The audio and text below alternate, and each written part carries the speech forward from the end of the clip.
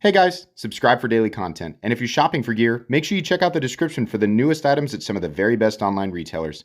There's also links for some of the items that I personally recommend. Thanks! What's going on YouTube? Metal Complex here, and today I've got another short little unboxing video to share with you guys. This was all sent to me by Tools for Gents. We have 3 Midgards Messer boxes. I think I know what these are. I don't know what this big one is. This was sent with the Valhalla, and I thought I would do a different video. I believe everything I'm about to unbox is actually available right now, and I will link it right down below at Tools for Gents. You might have to actually go into Tools for Gents to find it. But thank you so much to Tools for Gents for sending this in. Thanks to my patrons for supporting me. And please make sure to follow me on Instagram at metal_complex. So what do we actually have here? I think I'm going to do the 2 little ones first.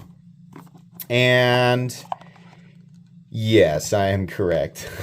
Okay, so what we have here, I think, how do we unlock it? Is it this? Oh yeah, okay. So this is, I think, called the Nori Nano. Oh, it's magnetized. I was like, what's holding it in there? Oh, fun. Oh, and it has a little pocket clip too. Okay. So obviously this is a novelty, right? It's a well-made novelty, but it's definitely a novelty. Let's see how well it will actually slice paper here real quick. A couple of pieces. So how do we approach this? Like this? It's thick in there. It's a fairly... It'll slice if you really want it to. I imagine, so like if you're... Maybe it's like this, right? If we cut straight down, I'm going to cut through my my deal there. But yeah, it'll do it for sure. I mean, you can dig into a package, and I guess because the jimping is up here, you would rest your thumb like this. Okay, yeah. I'm not sure what specific task this will make easier, but it does look cool, right? And I mean, a lot of us are all about the thing just looking cool and being made well enough to satisfy us. That is admittedly pretty cool that it's magnetized in there, because otherwise I'm not sure that I would trust it to stay. I kind of wish that this piece that's locking it down it looks like just a piece of G10. I really wish that that was metal and that there was another magnet somewhere, like holding it down. I think that would actually be really cool. So that can just go in your pocket, and the magnets are pretty strong. I don't know that I'd worry too much. You really have to get that in exactly the right place that it comes off of there. The magnets are strong enough that I think it'll be okay, but I suppose there is a chance it might come undone. It's neat, right? What's the other one? I'm sure it's just a different scale color, and it is. Oh, actually, okay. Oh, okay, so this is titanium, and this is metal. So this one's metal. Okay. Is the whole thing yeah, I think all of this is titanium. Well, what's the blade steel? Surely it's probably D2. That's what they usually do, right? It sounds cooler too. So this one is all G10, and that's fine. It obviously is going to cost less. And then this one's all titanium. I do like that a lot more, and I definitely, I'm probably not going to, but if I was going to carry one, it would be this one, because the clasp is metal. The clasp is actually titanium. I mean, I'm going to call that the clasp there, but it is neat. I don't usually see stuff like this, and normally I don't trust the build quality of stuff like this unless it's made by somebody who's super reputable, and that Midgards Messer is definitely going to be the case. That is definitely going to be a thick edge, though, for sure. They really jimped that all the way out to the cutting apex there. It's neat. I'm almost certain that it's going to be CPM D2, because that's... Oh, does it say? No, those are just marks. Yeah, I kind of like the texturing there. It looks nice. I mean, everything's fitted very well. Well, it looks like at least T8 screws right there. Yeah. The magnetized thing is kind of neat. I'm wondering if this could be implemented. It probably has. There's no way that this is the first time that a fixed type blade is magnetically held in its sheath. But once it's in there, it's in there. I mean, this guy, the titanium one for sure. So that's cool. Okay. And then this bigger one, This is definitely a heavier package here. So what do we have? Oh my goodness. We definitely have a large. Oh man. Okay. Oh, this is the... Oh my God. That is the most aggressive... The triangle and rectangle have come together to make the ultimate shape. The Jotun, or is it maybe pronounced Jotun? I don't know. I have no idea. Jotun? Isn't that's an In Flames song, isn't it? Yeah, I think so. I used to listen to that in high school. God, look how thick that is. That's what she said. Okay. So the action is very smooth, dangerously smooth, considering the enormous wedge of steel that's coming down. It is just a liner lock, which I think this probably should have been a huge back lock. Can you reverse flick it? Oh my gosh. That is wild. You gotta hand it to Midgards Messer. I mean, they really... Obviously, they can make a premium knife. If they wanted to, they could make something that was extremely utilitarian and practical. But they don't do that. They do this on purpose. They make things that are massively oversized on purpose. Can you hold it? Yes. Will it slice and will it cut? Yes, or I'm assuming so. Should we cut a piece of paper with this just for fun? Boy, it sure can.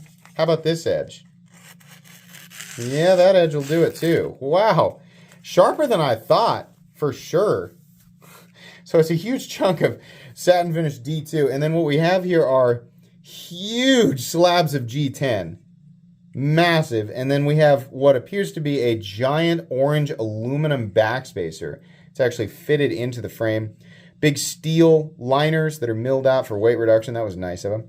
And then a huge milled titanium clip with an interesting design on there. Wow, that is gigantic. Let's take a measurement. How about let's do a size comparison up against something gigantic. Here it is up against the Demco AD10. Or how about the Spyderco PM2, right? So the length of this knife is 11.6 is what I'm getting right here. Blade length is 5, absolutely. It's 5 inches all day. Cutting edge is also 5 inches. That was nice of them to include a teeny tiny little choke up spot for your index finger. Not quite big enough there. Is this... That is bizarre. Why did they include this? Was this supposed to be a flipper tab at one point? It doesn't flip. Am I missing something here? No. There's no way to access it. It's right there. That is so bizarre. Why? This shouldn't be here. Maybe that's... Do you need it for contact? No.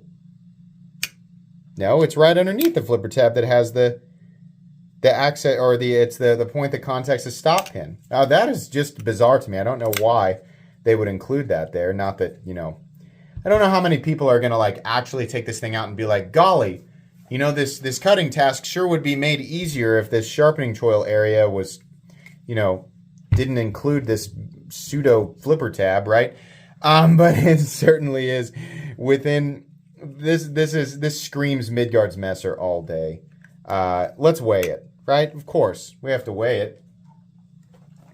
The weight on this thing, this gigantic rectangle triangle monstrosity, is, wow, it only weighs a pound, 16.68 ounces. God, I'm hoping, because this thing is made of steel, G10, aluminum, and D2, that this is their way of, you know, creating one of their hulking overbuilt knives without the hulking price tag, right? Because a lot of Midgards Messer stuff ends up being $300, $400, $500, right? So hopefully this is quite a bit less. I mean, if it is in the territory that I'm hoping it's in, then, you know, people who like this if you don't like the overbuilt thing, then obviously this isn't made for you. This is clearly not a knife that's supposed to be made for everybody. It is made specifically for people who enjoy, as a novelty, the massive overbuiltness, right? There's very few people looking at this and going, this is clearly purpose built and is meant to,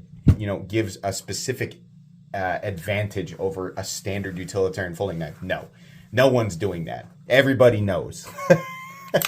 Everybody knows what's going on here. Pretty cool, though. I'm kind of surprised it doesn't have a secondary lock. I think a liner lock was a weird choice for it, but okay. Does it lock up solid? Yeah. I don't know how much I'd trust the... I mean, if you're, people look at this and they think this thing is supposed to be made to, like, withstand the apocalypse, so a liner lock is the wrong choice. I don't know how many people expect that of this, right? Maybe you do. I mean, I think they probably should have just done a back lock with it, right? Or at least, add a secondary pin like they usually do. Is there? And I'm just missing it? No. But the pocket clip is reversible. So lefties, you'll be happy to know you can just flip that around. Okay, well that's wild. Wild stuff. Thank you so much to Tools for Gents for sending this in. You will get a review of this guy.